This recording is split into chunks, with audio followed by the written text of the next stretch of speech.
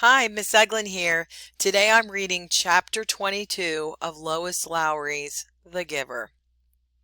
Now the landscape was changing. It was a subtle change, hard to identify at first. The road was narrower and bumpy, apparently no longer tended by road crews. It was harder suddenly to balance on the bike as the front wheel wobbled over stones and ruts. One night Jonas fell. When the bike jolted to a sudden stop against a rock, he grabbed instinctively for Gabriel, and the new child strapped tightly in his seat was uninjured, only frightened when the bike fell to its side. But Jonas's ankle was twisted, and his knees were scraped and raw, blood seeping through his torn trousers. Painfully he righted himself in the bike and reassured Gabe. Tentatively, he began to ride in the daylight. He had forgotten the fear of the searchers, who seemed to have diminished into the past. But now there were new fears. The unfamiliar landscape held hidden, unknown perils. Trees became more numerous, and the forests beside the road were dark and thick with mystery. They saw streams more frequently now and stopped often to drink. Jonas carefully washed his injured knees, wincing as he rubbed at the raw flesh.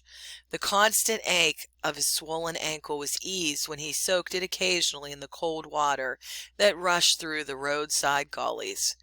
He was newly aware that Gabriel's safety depended entirely upon his own continued strength. They saw their first waterfall, and for the first time wildlife. "Plane! Plane!" Gabriel called, and Jonas turned swiftly into the trees, though he had not seen planes in days, and he did not hear an aircraft engine now. When he stopped the bicycle in the shrubbery and turned to grab Gabe, he saw the small, chubby arm pointing toward the sky. Terrified, he looked up, but it was not a plane at all. Though he had never seen one before, he identified it from his fading memories, for the giver had given them to him often. It was a bird. Soon there were many birds along the way, soaring overhead, calling. They saw deer, and once, beside the road, looking at them, curious and unafraid, a small reddish-brown creature with a thick tail, whose name Jonas did not know.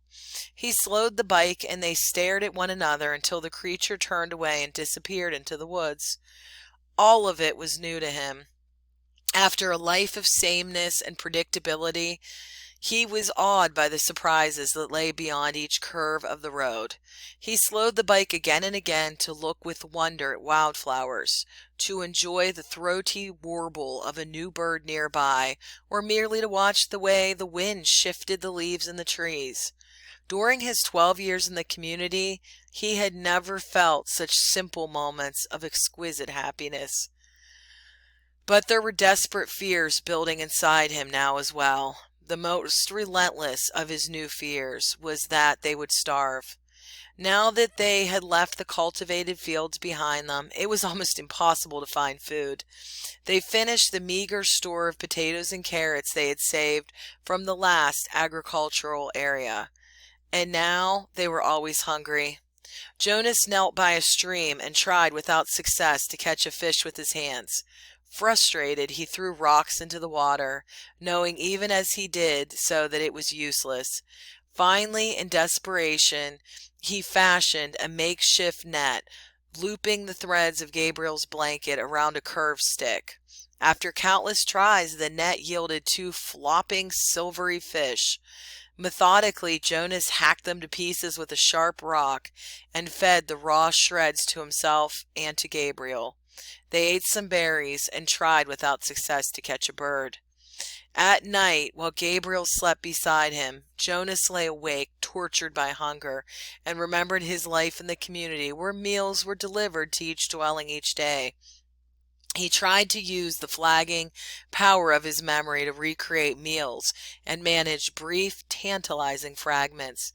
Banquets with huge roasted meats, birthday parties with thick frosted cakes, and lush fruits picked and eaten, sun-warmed and dripping from trees. But when the memory glimpses subsided, he was left with the gnawing, painful emptiness. Jonas remembered with sudden Suddenly and grimly, the time in his childhood when he had been chastised for misusing a word. The word had been starving. "You have never been starving," he had been told. "You will never be starving." Now he was. If he had stayed in the community, he would not be. It was as simple as that. Once he had yearned for choice. Then, when he had a choice, he had made the wrong one, the choice to leave, and now he was starving. But if he had stayed, his thoughts continued. If he had stayed, he would have starved in other ways. He would have lived a life hungry for feelings, for color, for love. And Gabriel? For Gabriel, there would have been no life at all. So there had not really been a choice. It became a struggle to ride the bicycle as Jonas weakened from lack of hunger, and realized at the same time that he was encountering something he had for a long time yearned to see: hills. His sprained ankle throbbed as he forced the pedal downward in an effort that was almost beyond him. And the weather was changing. It rained for 2 days. Jonas had never seen rain, though he had experienced it often in the memories. He had liked those rains, enjoyed the new feeling of it, but this was different. He and Gabriel became cold and wet, and it was hard to get dry, even when sunshine occasionally followed. Gabe had not cried during the long, frightening journey. Now he did. He cried because he was hungry and cold and terribly weak.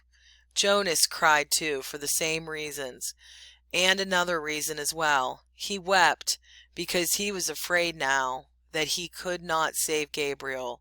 He no longer cared about himself. Chapter 22.